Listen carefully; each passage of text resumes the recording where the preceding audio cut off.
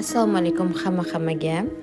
Oxirgi 2 oyda yangi podpisчиклар qo'shildi va ular meni yaxshi tanimasligi mumkin. Men o'zim bugun tanishtirib o'taman. Meni ismim Iqbola. Men koloristman. Men 35 yoshman. Salonda ishlashni 18 yoshimda boshlaganman, kollejni bitirib. Shu kungacha hech qachon afsuslamadim shu yo'nalishni tanlaganimdan, ya'ni salon yo'nalishini. Va 27 yoshimda sevgilimga turmushga chiqdim. Va biza 7 yildan beri hozir baxtli oilalardan birimiz. Shu 7 yil ichida bizga Allohim ikkita shirin qizchalar berdi.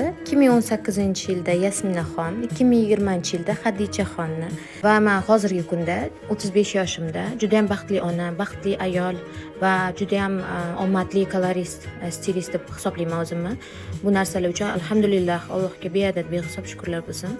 Inshaalloh kelajakda, yaqin kelajakda chiroyli salonlar ochish niyatidaman. Inshaalloh shu kunlar ham nasib qilsin.